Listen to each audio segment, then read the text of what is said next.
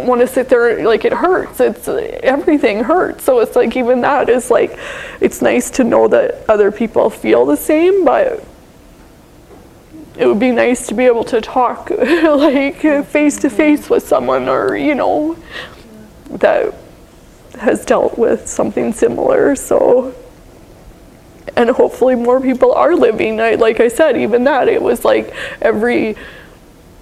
what did it say, like every 2 to 3 seconds somebody dies of sepsis, and it's like, it's very serious, you know, and people don't. And could have totally been avoided. Yeah. You know, I think that's the biggest thing. If we had anything to say to upcoming nurses, listen to your patient. Yeah. And don't assume that you know what, you know, when I took my nursing, I was told, when a patient says they're in pain, it's not up to you to question whether they're in pain or not. And I see it all the time. There's an instant label on people. Not everybody, and thank goodness that all nurses don't treat their patients like that, but there's a big problem with that. And she's been in the hospital a few times, well, with that big abscess that she had. And it doesn't matter. Every time she goes into the hospital, we face the same thing, that they look at her medications that she's on at home, and they decide when she comes in, they're going to fix her and they're going to wean her off of those medications. Yeah. And they take it upon themselves to say, oh, you know, you're taking way too much stuff, so, you know, we're not going to give you that much stuff. Well, number one, you're not going to wean her off of what she takes daily. I can't imagine even what she all had to take just to come here today, to be half comfortable. Yeah. And she will suffer for coming here today, because when she does anything, her body is worse by evening or the next day. And we have another appointment tomorrow. But it's still a constant fight. And when you go in the hospital, it's somebody just wants to get her off of all these meds. And we had it not very long ago again, and that is not the answer. Man, if she had the opportunity to get off of every med that she's on, to be pain-free, she'd trade it in an instant. Yeah. But there's no post-sepsis treatment, there is no rehab, there's no anything. There's no anything. Like just now, this last year maybe, the last 6 months even, you know, there isn't even a pain clinic now in Saskatoon. We're just finding out a few little things to try again. We've gone to the media, there's really nothing. They say, oh, okay, we discharge you from the hospital, you should be good now. Well, it just isn't that way. Maybe and there's no follow-up. A fundraiser so we can send you to Australia or the UK, where they actually have ICU follow-up clinics. Yeah. Well, that's what I said, or even the Mayo Clinic or something, and even when I say that to my doctor, oh, well, you'd have to fund that yourself. Well, how do I go about doing that? You know, like how? I don't work. I'm completely unable to work, so how would I go about doing that? Yeah. You know? And again, to try and tell people about that, like, I don't know what to, you know, and I don't like asking people for help. I don't like, again, I already feel, I don't know, shitty enough about myself already that I don't want to ask, you know, for anything. But it's like, again, I need help, you know, and it's like there's nothing here at all.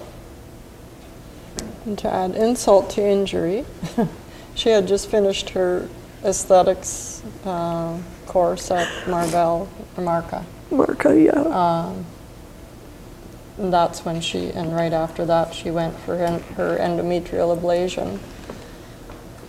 And of course has been ill ever since, and there's nothing. There's no financial compensation. There's no,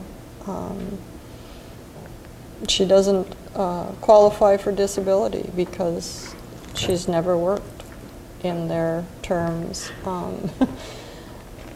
So it just is, yeah, like there's not any area of her life that it hasn't affected and affects, and every year it's worse. Every year her body deteriorates a little bit more. Like this shoulder business is, and nobody has any answers. Yeah. You know, like she said, the doctors say, well, you shouldn't. I mean, you're 35, you shouldn't have. Well, shouldn't.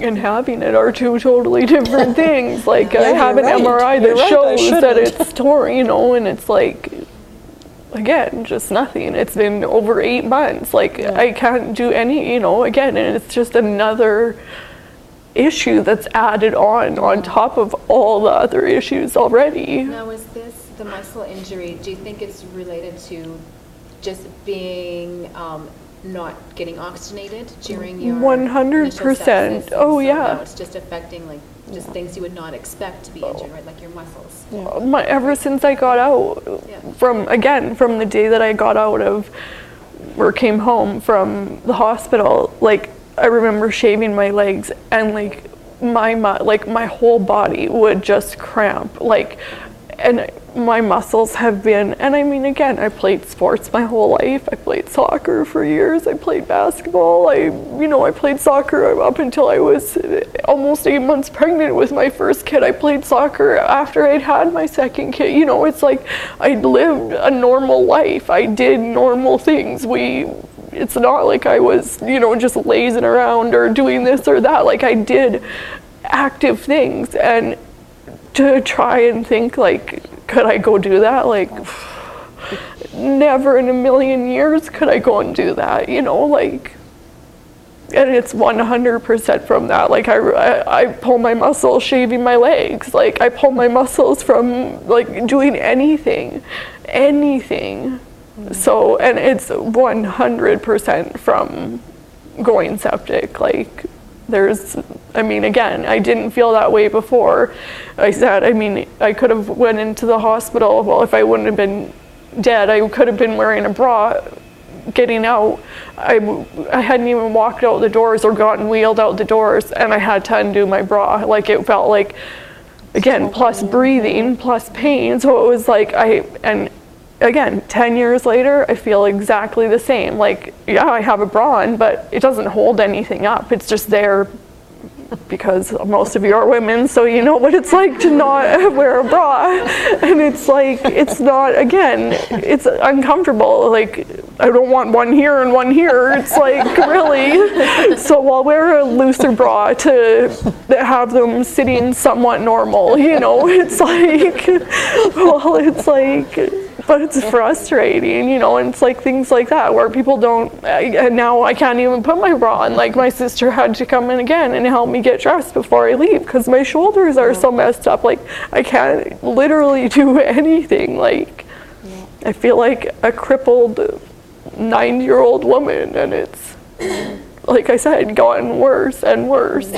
And I mean, I had exercised, I even, about a year, and no, probably about 2 years ago, because it's been like quite a while that my shoulders have hurt.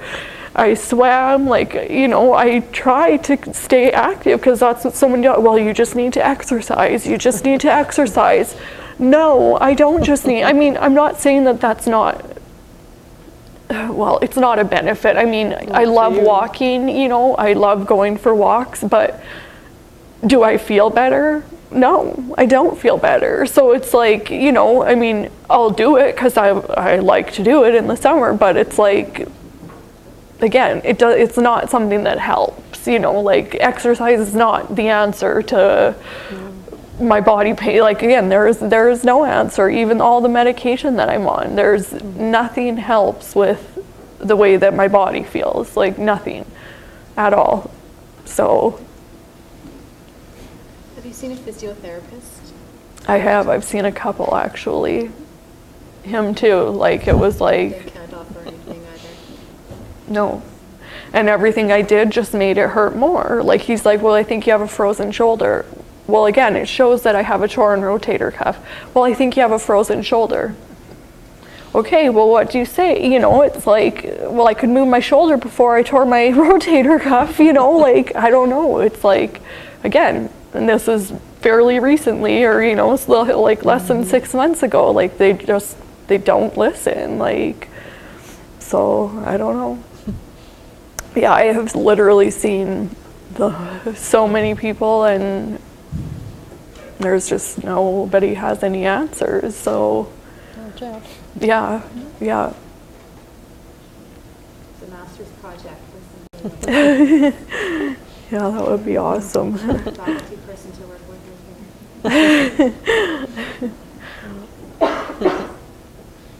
Do you guys have any questions? So in the UK and Australia, what sort of programs are there? Is it for sepsis or it's just post-ICU? There's both. There's protocols now that they have set up, I think. Very early antibiotic therapy is one of the big things that they're doing. Yeah, I've heard that, or like even on Facebook. There's an actual there's a sepsis kit apparently in the ICUs now. So that's for the early detection of Yeah. sepsis, to prevent Yeah. sepsis from happening. The question you're After. asking, Sonia, is in the UK and Australia, 10 years ago, they have two roles. They have an ICU liaison nurse, which is a nurse that works with patients as they move from ICU to the wards to help their transition to care for their psychosocial needs that they may still have. And there are ICU follow-up clinics where it's not like going to your GP, but it's after any critical illness. And when you get discharged from the hospital, they will follow you up for several years. And it's a multidisciplinary facility that has nurses, doctors, social workers, physio, occupational health, and something else. And they work together to provide those holistic post-illness needs. But they never, ever came around this way. Not well received, unfortunately. And I don't even know about things there. You know, I just have heard about the Mayo Clinic through other people, and you know that like I don't even know about lots of things. Just scratching the surface. Yeah, really, yeah.